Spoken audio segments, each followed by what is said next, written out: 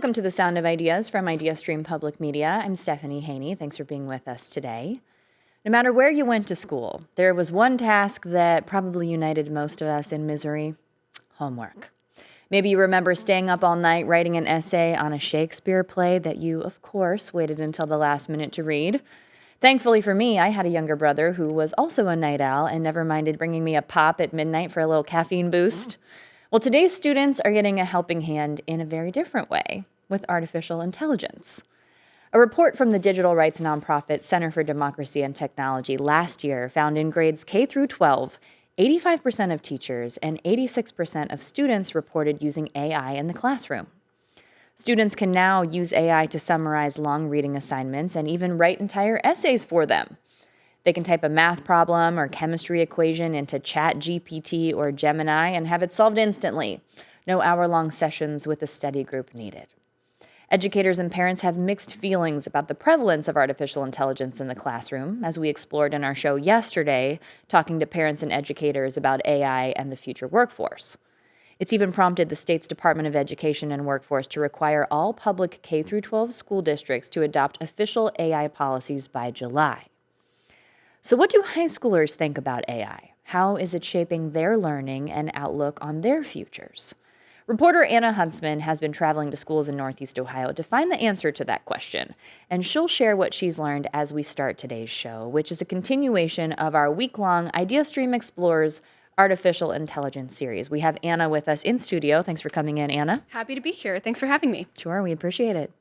We'll also bring in researchers and education experts to learn how artificial intelligence can be used in the classroom and the opportunities and concerns associated with it. We'll bring them in just a little bit. We would like to know, what are your thoughts on AI in the classroom? You can give us a call at 866-578-0903. You can also send us an email at soi@ideastream.org or send us a message on Instagram at The Sound of Ideas. Anna, people might be surprised to hear that statistic that we shared here a moment ago, that 85% of teachers and 86% of students are using AI in schools. So what did you find out that the kids are thinking about AI? Well, I don't know if it'll surprise anyone that the kids were pretty supportive across the board. And I guess one of my assumptions going into it and going into the schools was maybe kids would feel a little hesitant to talk with me about it, especially if they are using it and turning in assignments without, putting their own spin on it and just kind of copying and pasting from ChatGPT. Now, of course, no one admitted to doing that I talked to, but overall, they were super excited to talk with me about it and were very open and sharing about how they use it. And I learned a lot of things, and I'm excited to talk about it. So let's let people know where you went to find this information. Where did you go? So I went to 2 different high schools in Northeast Ohio. I went to Cloverleaf in Medina County, and then I went to Lake Middle High School in Stark County. And I talked to various students at each school. Most of them were in kind of the technology classes at the high school, but it was a wide range of perspectives. And they had, some different things to say, but overall, like I said, they were pretty supportive of it and really open about how they use it. And I don't know if you want to just go ahead and get into it. But I do, yeah. Let us know. What are the kids thinking? Yeah, well, a lot of them talked about first hearing about AI on social media a few years ago. So it really kind of started to blow up, if you will, a couple years ago, 2023, 2024, when ChatGPT started really being well known and being used. And they talked about seeing, images and pictures and videos on X, formerly Twitter, and starting to learn that this was generative AI. And they also talked about one student, actually, Gianna Greathouse. She's at Lake High School. She mentioned seeing it pop up on her Snapchat. So Snapchat is an app where you can send pictures to people. And it kind of rolled out this feature called My AI a couple years ago. I remember seeing it on my Snapchat and being a little hesitant about it, but it's this little chatbot that you can name, and you can, it can kind of be your friend. You can talk to it, you can message back, or you message it and it messages right back. And Gianna was telling me that she saw that and she named hers Polo, like Marco Polo, because she was surprised by how quickly it answered her. And we're going to hear from Gianna.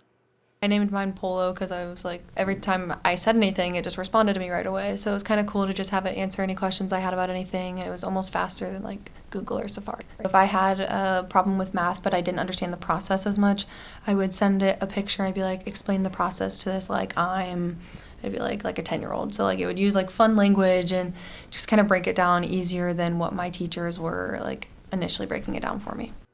So kind of a creative way to study there, asking it to explain it in a different way. But that is kind of what I heard from almost every single student I talked with, is that they're using ChatGPT or Gemini or these other AI services to help them study.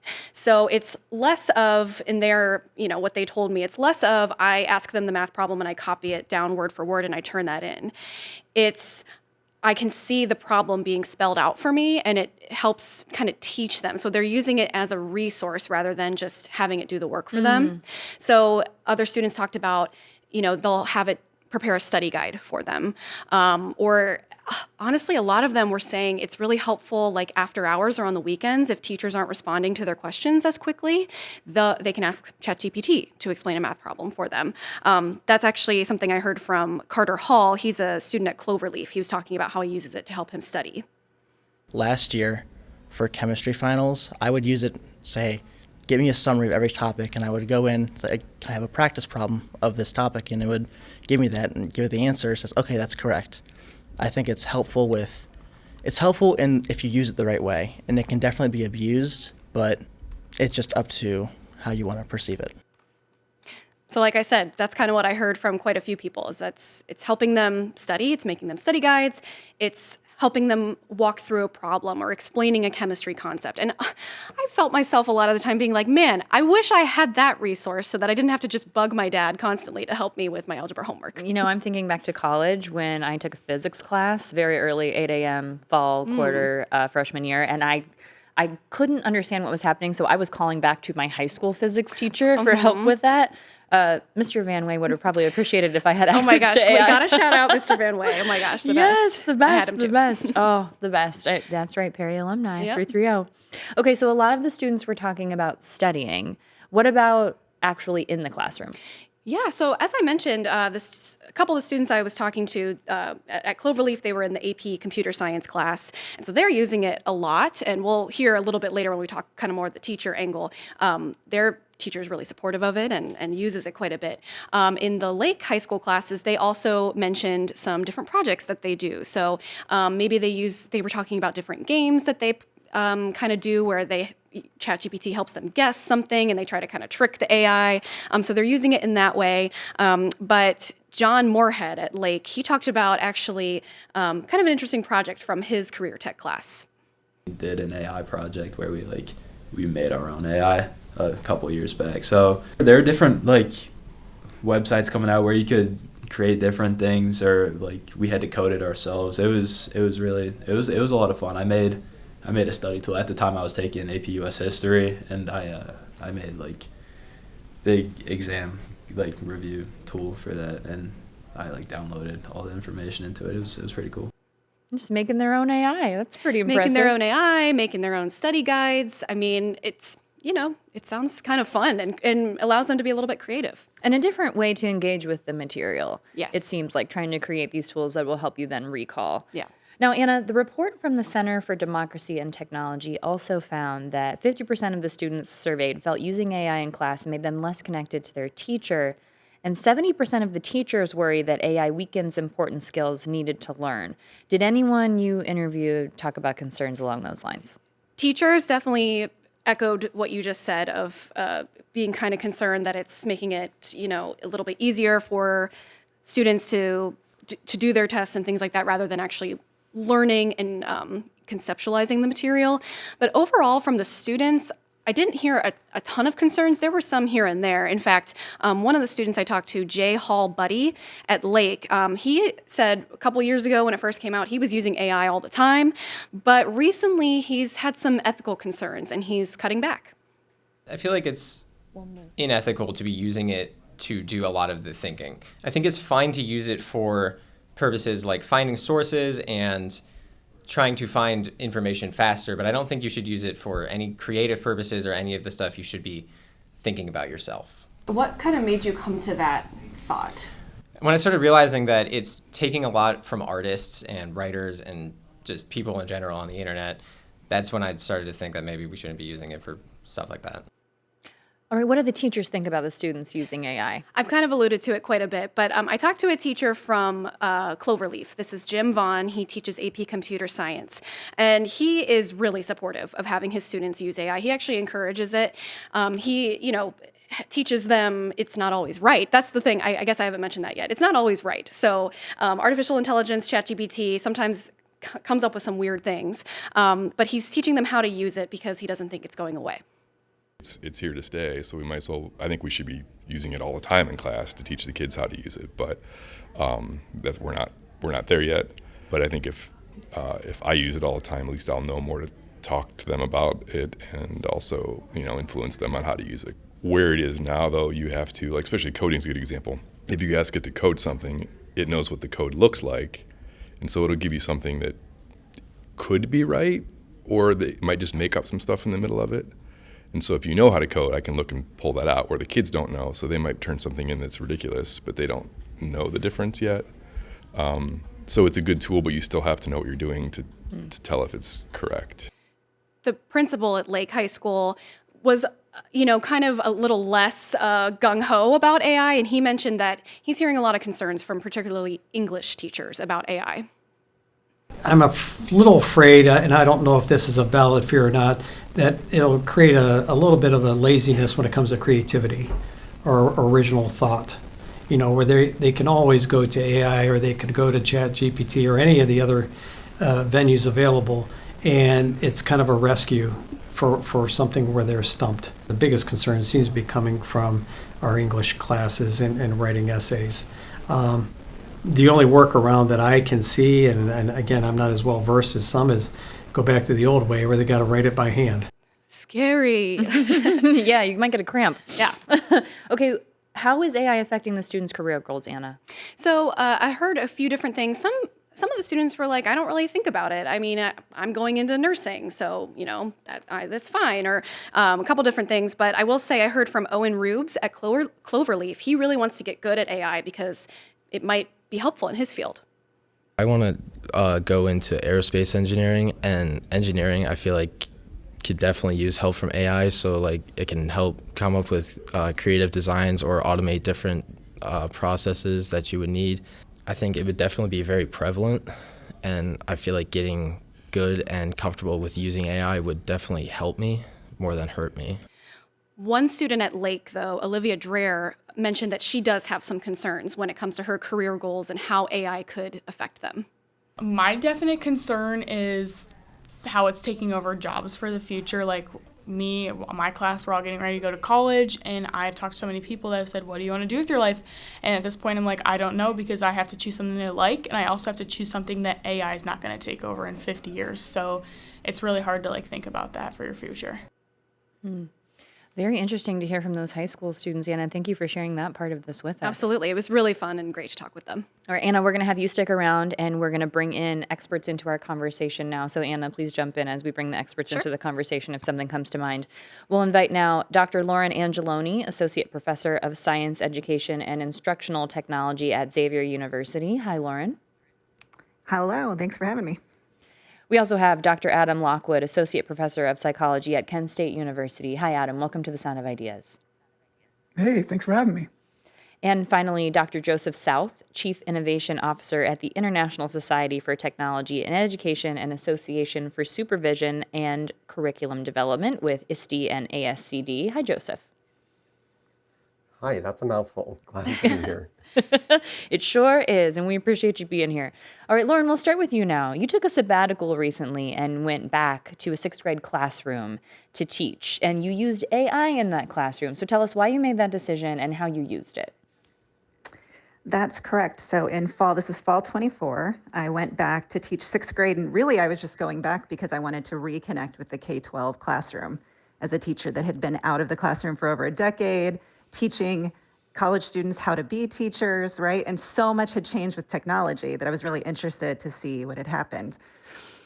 So when I got there, though, I was just trying to do the normal job of teaching science. And I realized that I was turning to AI for lesson planning very consistently. I was trying things out. Now, there was a learning process involved, but I was using it and creating things that were very helpful in my classroom.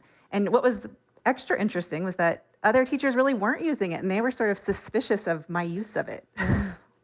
Interesting. We have an email now from Stephen. Stephen writes, the descriptions of how some students are using AI almost like a supplemental instructor and to make tailored study guides makes me think that it would be advantageous to have a purpose-built education AI that's programmed to not just give answers.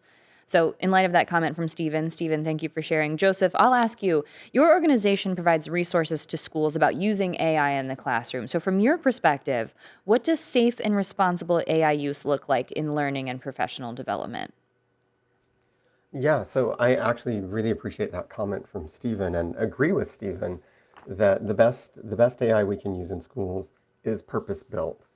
So if we really want to use AI to be safe and effective, we need to understand what's happening to the data that goes into the AI.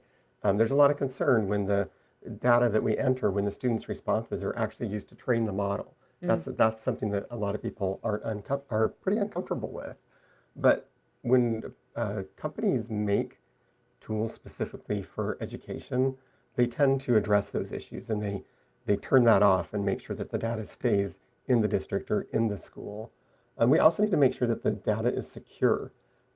Students actually share a lot about themselves with these models, which can be a bit of a concern. And so we need to make sure that that data is both safe and secure. We have an email now in from Jason that's a bit to your point on this, Joseph, so I'll share Jason's email now. The best use cases for using or allowing AI seem to be for spelling and grammar checking. Even most experts say to not trust its search function without double checking, which can take as long as just existing search functions on Google.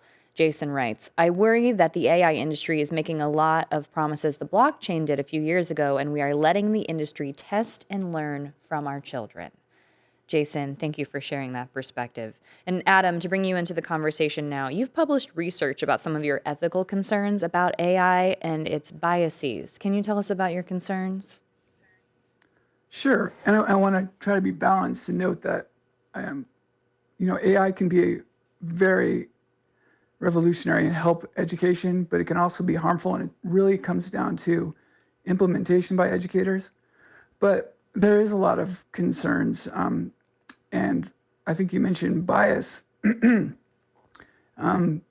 These systems are trained on the internet largely, and therefore they've internalized a lot of the biases that we see in our society. So we've seen AI algorithms discriminate in any sort of way you can imagine based on gender, nationality, race, ability, et cetera. So it's definitely a concern that's real. If you're just joining us here on The Sound of Ideas, we're talking about the use of artificial intelligence in classrooms, grades K through 12. We're talking about the benefits and also some of the possible drawbacks of that. If you want to be part of this conversation, the number to call is 866-578-0903, and the email to write in is soi@ideastream.org. Now, Lauren, you mentioned that there were teachers who were suspicious of your use of AI and maybe not necessarily on board in it or had some concerns or questions. What did you hear from those teachers? Was it an open conversation? I mean, I think it was sort of part of that larger discourse of AI as a kind of a cheating machine. That's how teachers are seeing it right at the outset of it coming out, right? Is that students were going to do their work with this, turn it in, and how will we assess students, right? So I think they had valid concerns about that. So when it came time for, hey, maybe this is useful in education, there was some hesitancy there. We have a call now from James in Massillon in Stark County, which Anna and I are very familiar with, right in the old neighborhood. James, welcome to The Sound of Ideas. Go ahead. Hi. Well, thank you for taking my call. And interesting discussion. For those of us who are old enough, and I taught 44 years, I'll tell you how that turned out. But the calculator discussion from about 30 years ago, this is sort of tracking along that way. And, of course, calculators used everywhere now, and so will AI. But I taught middle school, 7th grade, and then high school, and then college, and then adult education, 44 years altogether, students 12 to age 85. So my take on it breaks it down a little more detailed than what you've talked about so far. K through 3, not at all, never. even get rid of the Promethean boards in the classroom. They should be dealing with manipulatives, with basic abilities and facts of math and English and so forth.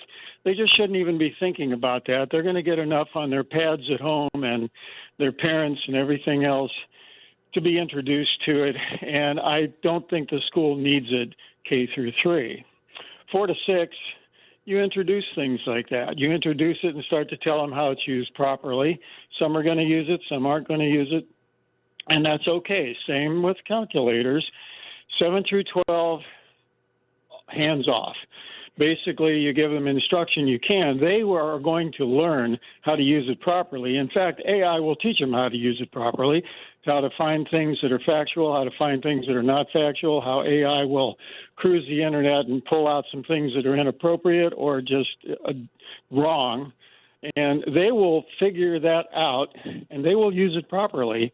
And the other aspect of this was one of the students, and I'll wrap up with this, one of the students mentioned something about thinking about their futures with AI.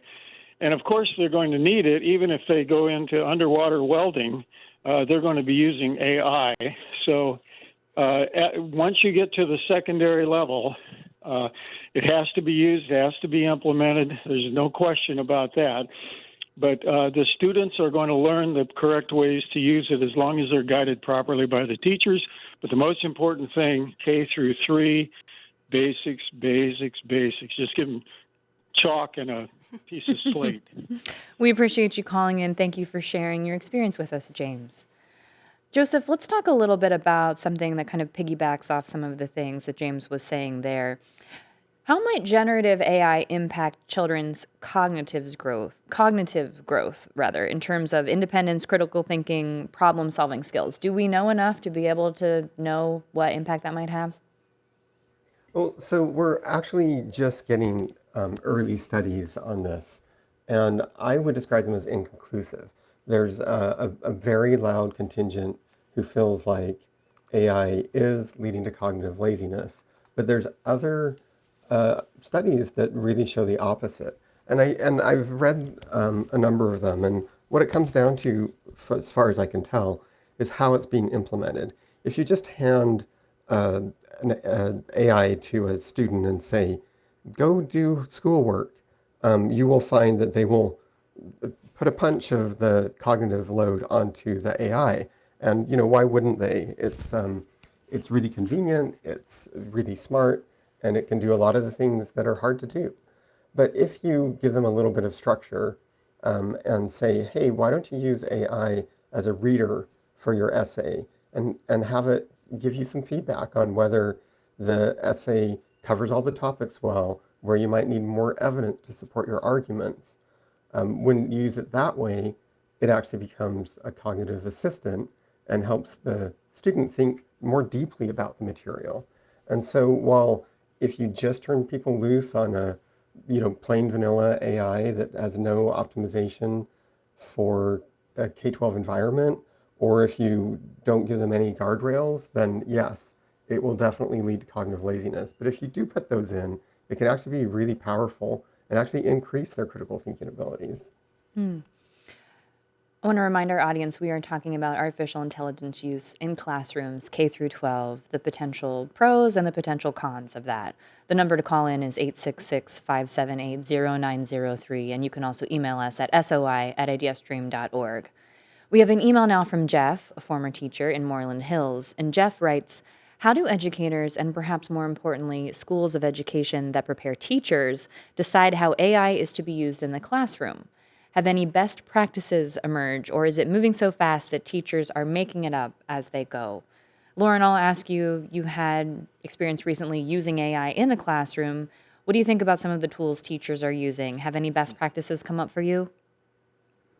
I think this runs along the same line as what we know about student learning, is that it's not there yet. We don't know. We're exploring.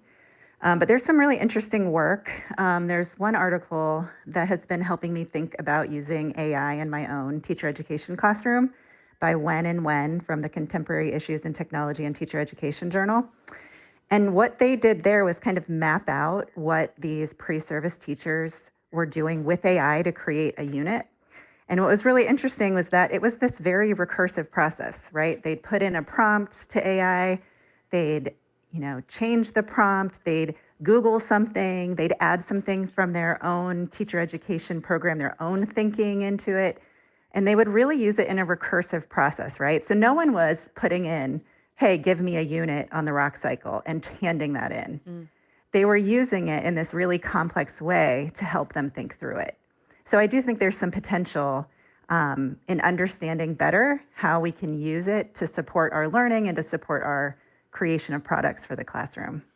Anna, at the schools that you went into in Northeast Ohio for your reporting in our project, what did you find from instructors and administrators when it comes to how they were using AI? So they've been learning over the past few years. This is always in their professional development. So when they're learning more, when the kids get the day off and the teachers are learning, this has always been a topic. That's what I've heard. So they're still kind of learning the different ways. Some are still more hesitant than others.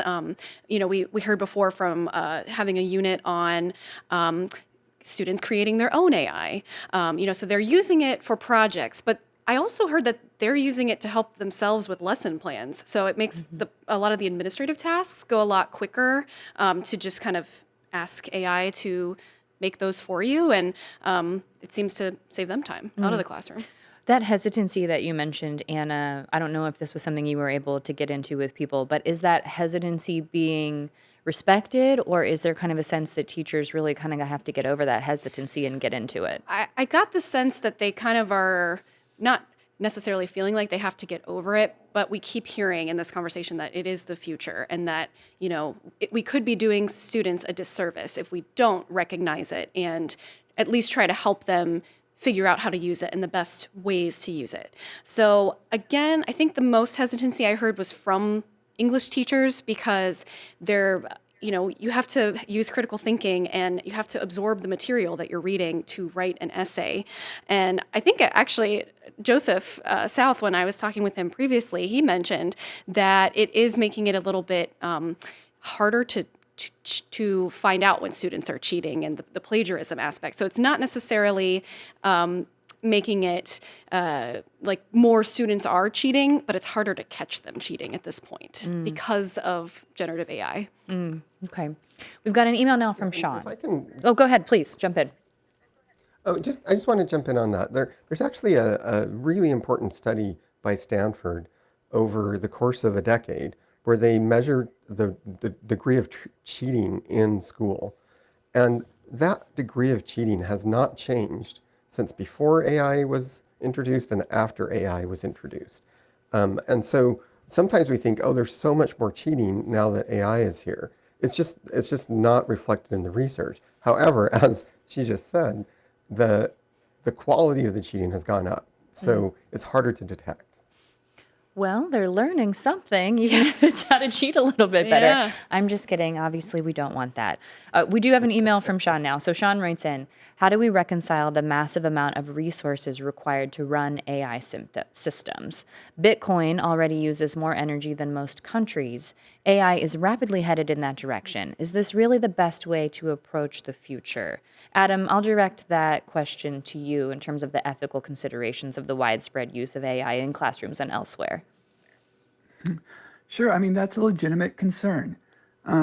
AI currently, the amount of electricity, energy use is just expanding by multiples. So if someone has a concern that this is going to be harmful for the environment, especially in the short term, that's a legitimate concern. We're building out data centers very rapidly. And the amount of compute that's being used and the electricity to power that compute is just increasing by tenfold. It is also possible that in the long term, AI could help to alleviate some of the issues that it's creating. That is, the technology can help us to solve some of these issues. There's a lot of talk about having data centers in space, for example. The last thing we heard was 2 to 3 years. I don't believe that prediction. But the person's concern is completely legitimate. And what we have to think about is, okay, when is it okay to use AI and when is it not? For me, I don't want to use AI recklessly, so I'm not going to use it just for fun. And I try to avoid things like using it for making music or videos or transcription unless it's really going to improve the services that I provide to students. Otherwise, for me, it is, I can't justify it. So it's completely a legitimate concern, and it's something we have to think about. I will say, as I see on social media and I'm scrolling, and there was this trend recently where people were asking AI to create a caricature of them based on what it could learn from their Instagram account. Or it's a little difficult to see that when you know the resources that go into AI being used. You also don't want to be a buzzkill and say, because then you hear from people, well, this is also harmful and da-da-da. A lot of things to consider there. We have an email now from Logan in Akron. Logan writes in, before we assess AI, we should first differentiate between AI as an assistive tool and AI as full and complete replacement to human activity. Logan, thank you for sharing that thought, which brings me to a question for Lauren. Lauren, as someone who teaches teachers, kind of related to this, a little bit on the flip side there, but are you concerned for a future where educators are expected to take on more work for the same pay because they're expected to use artificial intelligence to supplement their workflow and the things that they're doing? And also, this is a two-parter for you, Lauren. We heard students mentioning earlier that they were using artificial intelligence as kind of like a tutor or a teaching assistant. Do you have any concerns about what that might mean for the workforce when it comes to an in-person instructor in a classroom? Absolutely. I think the first part of the question, I think I'm more concerned about AI being used to try to make the case that teachers can take on more. Because right now I see the advantage of it as being able to take on some of those tedious tasks, lessen the workload. But then if the workload is indeed lessened, right, I'm afraid that they'll be expected to take on more. Although, to be fair, every new technology, this has been promised to teachers in the past. So, adaptive tools came in about 10 years ago, and learning management systems, this is going to save us so much time, and we were kind of afraid of the same thing, and that didn't bear out.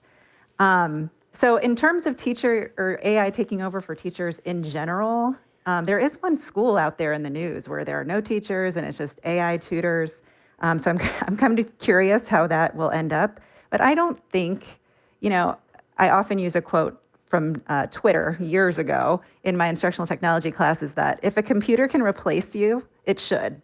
You add more value than a computer or than AI. A human being in the classroom connecting with children, to me, is irreplaceable. So hopefully it will be more of a support and not this idea that we can replace human beings.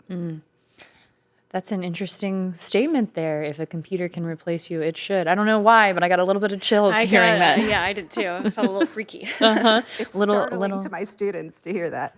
Yeah. But you're not just a machine that can, give answers to students, right? You're adding a lot of value to the classroom by making connections, setting up relationships between students, right? There's a lot more that a teacher brings to the classroom. I can think of so many teachers in high school that I would, go to if I was having a bad day and they offered me support and just, just to chat with. And we know that there's, concerns about people using AI chatbots now for mental health resources and things like that. So that's a really good point.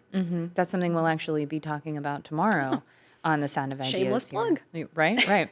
Joseph, I want to ask you, I want to get back to this as we kind of start to wrap things up here, this idea of what the use of AI means for the development of students. So your organization has a set of principles that aim to reflect the most essential elements of learning. So what do you think about AI use when it comes to curiosity, authenticity, and belonging, those senses in a classroom? Yeah, so one of the things that we really emphasize is that the learning comes from relationships. Relationships with other humans is the most powerful way to learn. And so when it comes to using AI in the classroom, you still have to put those same things at the forefront. You have to preserve student agency, you have to support curiosity, there needs to be a strong sense of belonging. And to a large degree, It's the humans in the classroom that are going to create that atmosphere. And so when we think about bringing AI into the classroom, the question is not what does it replace, but the question is what does it support that we already do. And, one example that just comes to mind is, there was the comment of, reaching out to your dad who knows algebra to get an answer. Well, for a lot of children, their parents don't know algebra. Yeah. Or they don't have a physics teacher they can reach out to. And so there's also a little bit of an equity issue here where AI can come in and give them some of that specific support, or maybe they're a second language learner and they understand the concepts very well, but the language that they're being put in, they struggle with. And so I think what we need to recognize is that AI can come in, provide that kind of support, can support the human relationships. It doesn't necessarily have to take over those essential learning relationships. We have time for one more call. Dr. Kaplan is calling in now. Welcome to the Sound of Ideas, Dr. Kaplan. Yes. Are you there? We are. Please go ahead. Excellent. So I think that AI is extraordinarily important, but I think it's a double-edged sword. I think the most important thing for humanity is truth, and it is able to totally manipulate truth and make you think that something is real when it's not. And in order for our own protection, I propose that we all ask our congresspeople to make a law that if it is a single image or a whole entire video, whatever it is, they should have like a little logo that says AI. So as soon as the viewer looks at it, you'll know, be careful, this might be fake. It should have a streaming, a little logo in the bottom so that you know, because without truth, society falls apart. Dr. Kaplan, thank you for that comment. Adam, I'll ask you if you have a response to that as we close things out here. Well, there's already watermarking on most of this technology, and while I agree with Dr. Kaplan, the issue is people will find ways around that. So they've already figured out ways to remove those watermarks. So yes, I agree we should do that, but I feel like it's always going to be a game of whack-a-mole that someone will use AI to remove the AI watermarks. So we're definitely in new times where it's hard to tell what is real and what's not. I don't know if you're like me and you see a 7-second clip, you always wonder, is that AI or is that real? And we should definitely put in guardrails to try to correct for that, but there's always going to be ways around it too. I know I've been tricked, certainly. Puppy videos, they get me. Yeah, same. All right, that's all the time we have for this conversation today. I want to thank our guests, Dr. Joseph South, Chief Innovation Officer at ISTE and ACSD. Thank you very much, Joseph. Thank you. Also, Dr. Lauren Angeloni, Associate Professor of Science Education and Instructional Technology at Xavier University. Thanks for the time. Thank you. It was fun. Dr. Adam Lockwood, Associate Professor of School Psychology at Kent State University. Thank you for being here. Thank you. And Anna Huntsman, reporter here at IdeaStream, who helped produce this segment. Thanks for sharing your time with us, Anna. Thanks for having me. It was fun. We'll take a quick break now. When we come back, we'll hear from an AI pioneer who will tell us about the origins of machine learning and the future of AI. This is The Sound of Ideas. I'm Stephanie Haney. We'll be right back.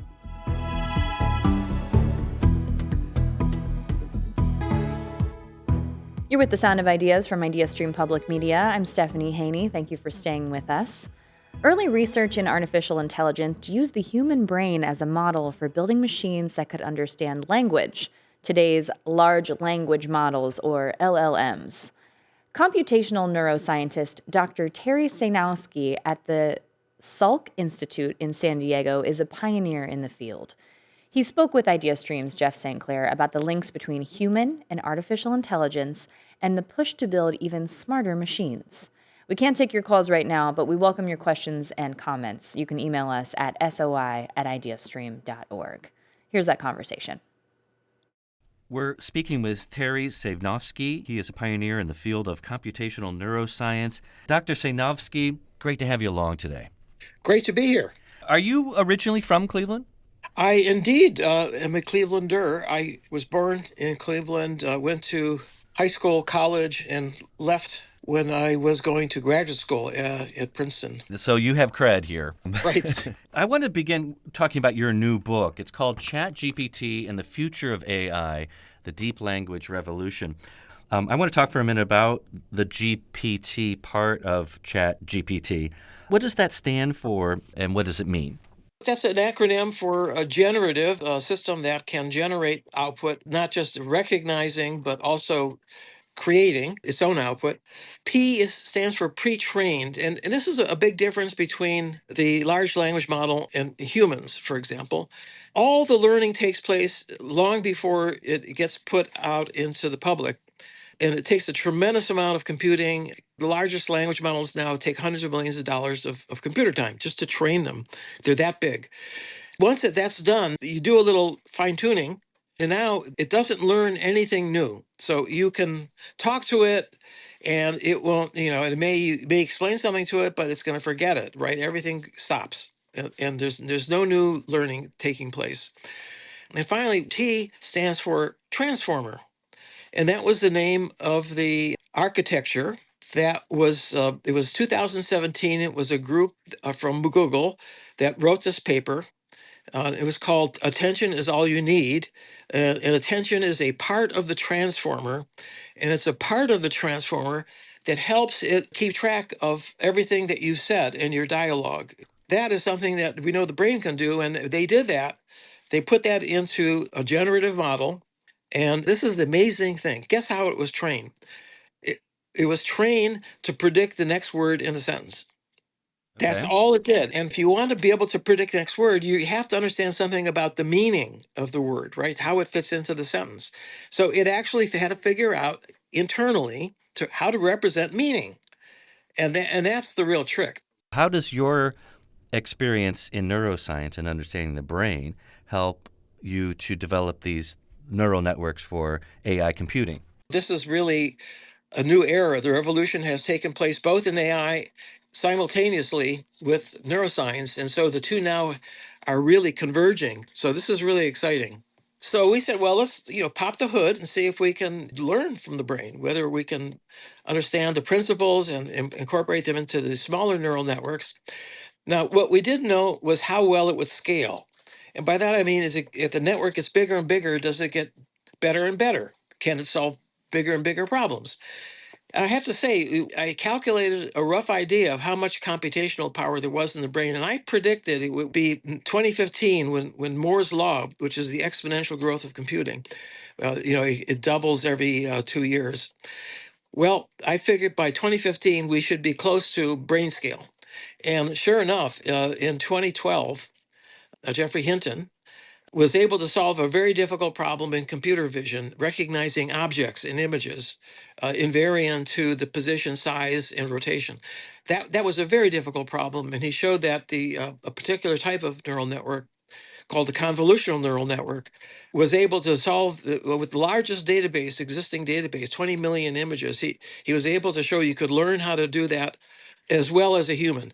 So that was a turning point. It was that's one of the good things physicists do is make good estimates. So that was what I thought. Yeah, you're right on with that one. Do you think there is something going on there? Do you think that systems like ChatGPT are thinking, or they have the ability to think? Yes and no.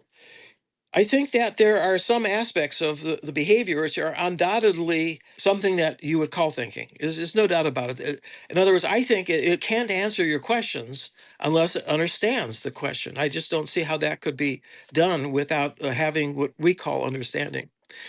Now, the thinking that these large language models do may not be exactly the same as a human. And I'll give you one example. So it's a problem I'm working on right now, which is what happens after our discussion, or I go to a lecture, or I read a book. Afterwards I can think about it. I could plan the future. I can think about the past, and my brain is always active. It generates activity on its own. It doesn't need an outside person talking to me. It doesn't need any sensory input at all. But ChatGPT, the moment you stop talking to it, it just goes blank. There's no self-generated thought. There's no internal dialogue, in this case monologue. There's no internal thinking that it does with itself. And that's a big difference. As human beings, they reflect, they are creative, in the absence of any outside motion, motor or sensory. That's the problem I'm working on, because we don't know how humans do that. That's an open problem. It's called long-term working memory. And I recently got a big grant from the National Institutes of Health to work on that problem.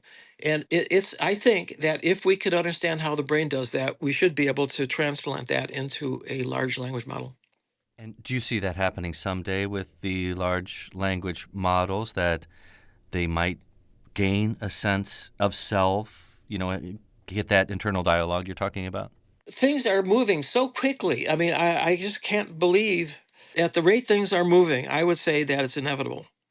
We're talking with Dr. Terry Sejnowski.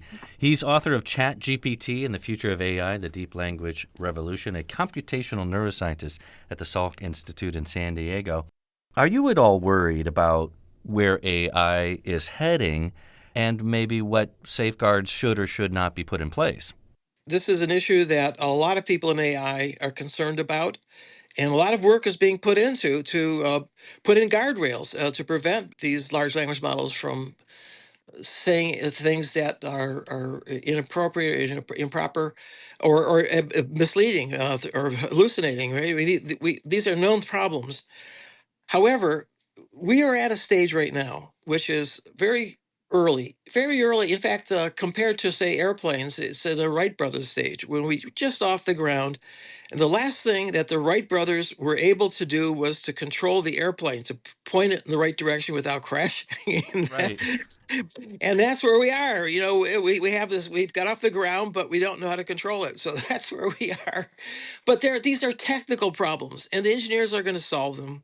There's enough resources and pressure. All of those problems are going to be solved.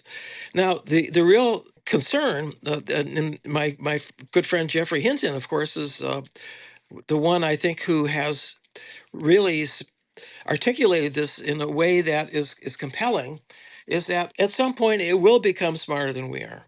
It will achieve a different level. We know it can code, right? It can write computer programs. If it can understand the computer programs, then it should be able to write a computer program that will make it smarter, right? And that's and the better it, the more smarter it is, the better the computer program that it can write. So it's a positive feedback loop that can run away. And if that happens, we might be in trouble. Your former collaborator, Geoffrey Hinton, in his Nobel Prize speech, did give a stark warning about AI. I want to play a clip from that. Here's Geoffrey Hinton and his Nobel Prize acceptance speech in 2024. The rapid progress in AI comes with many short-term risks. It has already created divisive echo chambers by offering people content that makes them indignant. It is already being used by authoritarian governments for massive surveillance and by cybercriminals for phishing attacks. In the near future, AI may be used to create terrible new viruses and horrendous lethal weapons that decide by themselves who to kill or maim. All of these short-term risks require urgent and forceful attention from governments and international organizations. There is also a longer-term existential threat that will arise when we create digital beings that are more intelligent than ourselves. We have no idea whether we can stay in control. I was just wondering if you heard that speech and whether you were kind of nodding along with him or you were cringing a bit. I'm completely behind Jeff about his concerns, and I support him. We really have to be careful. We have to be cautious, and we have to be prepared. And so I'm glad that Geoffrey and others are worried about it, because if these smart people worry about it, we'll be safer. That having been said, let me just tell you that all technology can be used for good and bad. There are problems, for example, with biotechnology. We have the power, a godlike power, to create new viruses, for example, that could wipe out all of humanity, right? That's an existential threat. But we haven't. And the reason is that biologists have self-regulated themselves. They've put in controls. So, we need to do the same thing. We need to self-regulate AI. And we're already doing that, by the way. And obviously, companies have to self-regulate because otherwise people are going to sue them. So this is something that we're in the very early stages.